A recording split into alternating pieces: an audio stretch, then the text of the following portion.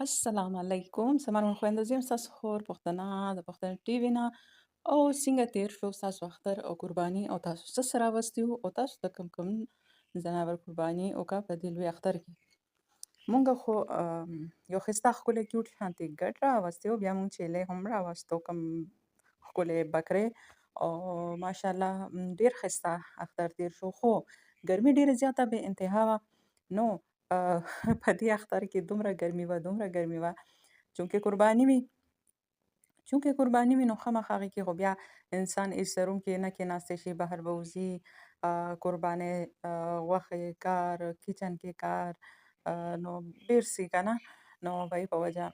مطلب ګرمي دومره ډېره وه. نو پته نشته زموږ ځینې خویندې داسې چې ځان تیار کړي او بیا پکې کچن کې یا د غوښې کار، کچن کې کلیجي پخو، غوښه پخو، روټۍ پخو، مطلب دا هر څه کولی شي. نو اول خبره خو دا وه چې کوم نوکرانو کار کولو والا هغه ټول په چوټۍ لاړل او چوټي په دې مطلب که کار ته مونږ کتلی ویم د هغوی ډېر زیات ضرورت و مونږ ته، خو مونږ وی چې نه، د دوی هم خپله فیملي ده او خپل ماشومان دي، خپل کور خپل فیملي ته به خامخا د دوی هم زړه کېږي که دوی زمونږ د خاطر ایسار هم شي، خو دا یو حقیقت دی چې د دوی خپل فیملي، ماشومان، مور پلار ټول به دوی مس کوي او د انتظار به کوي. نو هغه لاړل په چوټۍ او بیا مونږ وی چې ځه په ځان باندې به زور تېر کړو، دا کارونه به خپله راغونډ کړو. نو چې کله قرباني کېده دومره انور دومره ګرمي چې مطلب دا چې روم نه وتل ګران و. بل دا چې زموږ ځینې خویندې داسې دي چې هغوی میک اپ وکړي، کپړې خپلې د عید والا واچوي، خو په هغې کې بیا په کچن کې ولاړ وي. خو ما نه دا بالکل نه کېږي. زه چې کوم دا کپړې واچوم که نه، ټیشو دوپټه او پکې کار شوی وي او شوز او هیلز والا او دې کې بیا ما نه خو بالکل کچن کې کار روزګار او دا زه نه کولی شم. او زه چې کله کچن کې کار کوم نو بیا زما داسې خوښي چې زه داسې کپړې واچوم چې انسان پکې کمفرټیبل او هغه نرمې وي، سپکې شانتې او ښه کلکه جوړه ووهمه او نه کالی نه میک اپ سم نو بیا هغسې ماته لږ ښه فیل کېږي، زه بیا هم کار کولی شم. خو داسې خو نه، نو ما ویلې چې زه ځان نه تیاروم، بس همداسې ښه یم. خو بیا زما فیملي وویل چې سوچ پرې وکړه، د عید ما داسې پروګرام وکړ د عید په دویمه ورځ باندې به بهر لاړ شو چکر ته، نو بیا به ځان جوړ کړم. نو بیا فیملي راته وویل چې سوچ پرې وکړه، سبا به ته ځان خو ښکلی تیار کړي، خو دا بکرې دا ګډ دا هر څه به درنه حلال شوي او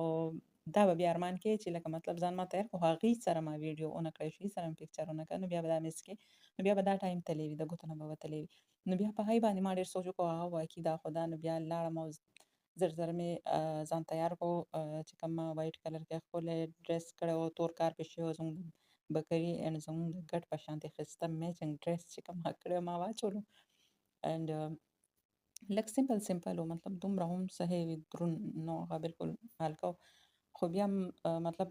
چې ګرمي او کچن کار یې دا پکې څوک نه کولی شي، خو بیا ما واچولو. ما وی ځه دې کې به زه خپل ښکلی کیوټ بکري سره اینډ ګډ سره ویډیو کړم. نو کله چې ما هغه ډرس واچولو او ما میک اپ وکړو، نو میک اپ خو داسې خولو په مخه باندې بوتلو چې زه روم نه ووتم، زه د بکري پورې داسې رسېدلې نه وم چې زما په مخ نه میک اپ ټول کوشي او دومره مخ مې بالکل بد لګېدو، خولې او خراب میک اپ. بیا رالمه او مخ مې واپس صفا کړو، ومې وینځلو او ما وی زه لږه میک اپ نه کومه، بس صرف دا ډرس صحیح دی خو میک اپ نه کوم.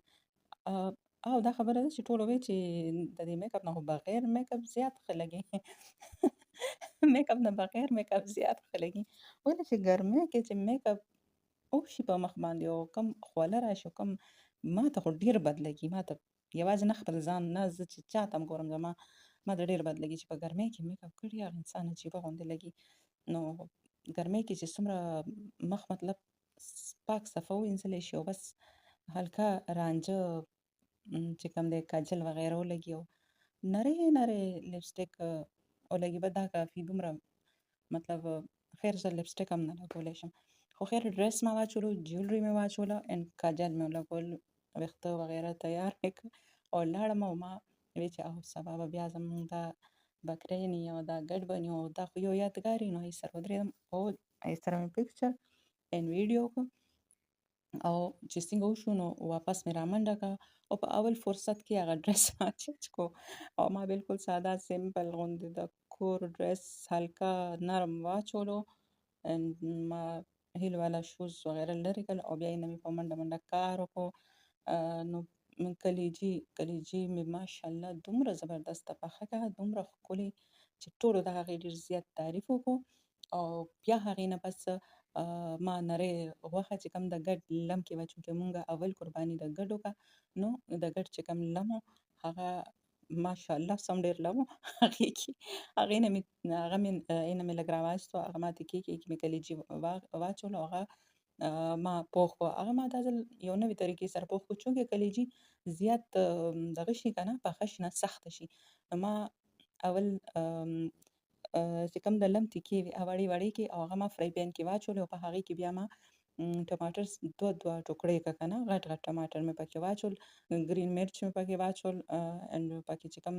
کلیجي مساله وغیره وه هغه مې پکې واچوله، کشمیري مرچ مې لږ شان واچولو، هلکه غوندې نمک، او بس هغې باندې ډکن کېښودلو او ښه نری مې ورپسې کړو. لم هغه آیل پرېښل، ټماټر او هر څه پکې نرمېدل او ورو ورو پخېدل، او دې دوران کې زه لاړم ما ترېنه کلیجي راواخیسته، هغه ما ورکوټې کړه، او بیا مې هغه بیل لږ شانتې یو دوه چمچې 3 چمچ آیل واچول او په هغې کې مې هغه کلیجي ور واچوله. کلیجي به کله هم تاسو نه ډېره سره کوئ، هغه چې لږ شان آیل ګرم شي کې به کلیجي واچوئ، او هغه مې چې مکس را مکس کړه،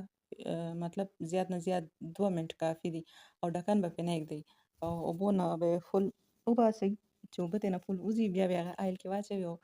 سره را سره به یې کوئ. نو هغې له چې دا ستاسو زور ورکوي بالکل دانه وانه ځي، نرمه شي. خو که تاسو ډکن کېښود لږ ټایم هم پرېښود یا پکې اوبو قطرې پرېوتې یا مالګه هم په دې ټایم واچوله، هغه به سخته شي. نو صرف کلیجي اوبو نه مې وایسته او هغه مې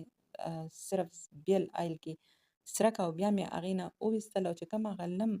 تکې چې کوم وې هغه ما ټماټر وغیره سره اچولې وې، نه مې ډکن لرې کړو، هغې کې ټماټر وغیره هر څه نرم شوي وو، هغه مې مکس کړه، او بیا مې د آیل نه دا تکې وویستې ټولې، هغې کې مې واچولې، سره مې مکس کړې، ډکن مې پرې بیا کېښود او چوله مې ورپسې بنده کړه. دې کې هغوی خپل کار ختم کړی و که نه، هغې لږ قرباني چې کوم ګډواله قرباني هغه کمپلیټ شوه. بیا ما ورته راځئ ما کلیجي تیاره کړې ده ګرمه ګرمه چې فیملي ټول وخورو او دا انجوی کړو، او د ټولو ډېره زیاته خوښه شوه الحمدلله. بیا همدغسې پړوس کې هم واستولمه، بیا په بدل کې هغوی هم راواستوله. نو دغسې عید تېر شو، خو دا ده چې ګرمۍ زه سمه لیونۍ کړې ومه، دومره یې لیونۍ کړې ومه، زه بالکل ګرمۍ ته ټینګې نه یم، زه ګرمي نه برداشت کولی شم. نو په دې وجه باندې لکه چې قرباني هر څه ختم شو، نو بیا ماسخوتن شپې ټایم کې بیا په ما باندې ډېر زیات سر چکر رالو، او هغه چکر معمولي یا لږ نه و، هغه لګاتار ډېر زیات بې انتها چکر او سر چکر و. بیا ما دوی ته وویلې چې ما زر تر زره CMH هاسپټل ته ورسوئ او زما طبیعت ښه نه دی. بیا زما فیملي ما سره شوه په شپه باندې، مطلب تقریبا داسې 11-12 بجې وې، او CMH هاسپټل ته ورسېدو، هلته کې ایمرجنسي ته لاړو، هغې راته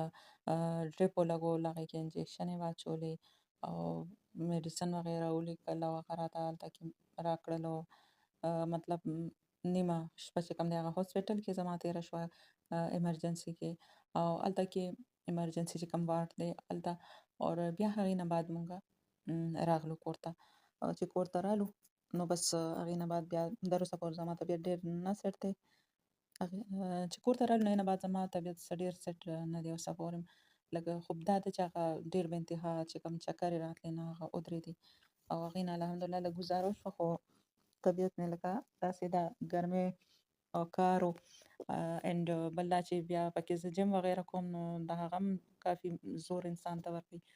نو هغه هم شوه، ګرمي هم شوه، هغه کار هم شو، بیا وړه غږه روټۍ پخوه، چونکې نوکران مطلب چې کوم کار والا و هغه استولو، نو بیا روټۍ پخوه، سالن پخوه، بیا یو خوني کلیجي پخه کړه، غوښه پخه کړه،